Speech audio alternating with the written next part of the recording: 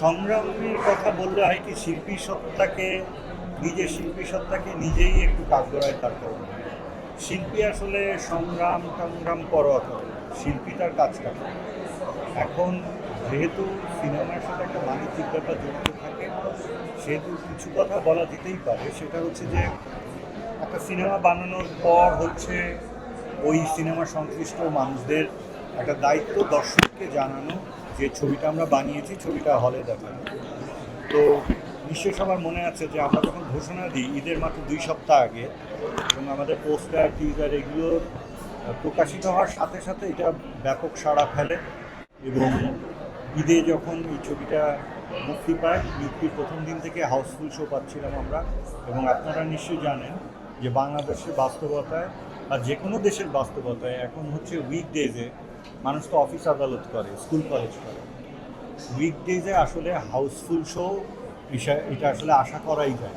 এটা ঈদের বন্ধের 1 সপ্তাহ আশা করা যায়, যেটা আমরা পেয়েছি। বেশিরভাগ দিনে হাউসফুল শো পেয়েছি। তো সঙ্গে যেসব ছবি রিলিজ পেয়েছিল সেসব ছবিও তাদের মতো করে চলেছে। আমি খুব অবাক হলাম যে যে ছবিটা গতকালও মানে 50%-এর মতো দর্শক দেখেছেন বসুন্ধরা সিটি স্টার সিনেপ্লেক্সে, সেই ছবিটা হঠাৎ করে আগামীকাল থেকে এই হলগুলোতে নেই। তো এটা আমি কোনো অভিযোগ বলছি না, বলছি হচ্ছে যে আমি একজন ব্যক্তি হিসাবে যদি মনে করি যে শিল্প সাহিত্য নির্ভর গভীর চিন্তার কাজ দেশে দরকার, তাহলে দেশের বড় বড় প্রতিষ্ঠানগুলো একই দায়িত্ব বোধ না করলে তাহলে হচ্ছে সমাজ, তারপরে পৃথিবী, দেশ, দেশের কালচার, এগুলো নিয়ে আসলে তারা ভাবে। কারণ ব্যক্তির ক্ষমতা তো খুব বেশি হয় না।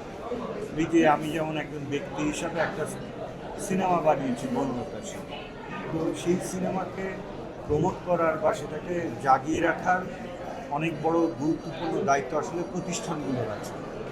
ফলে সেই প্রতিষ্ঠানগুলো যদি কোনো কারণে সেই দায়িত্বটা বোধ না করে, তাহলে অদূর ভবিষ্যতে শিল্প সাহিত্য নির্ভর কাজ তৈরি হওয়া খুব মুশকিল হবে।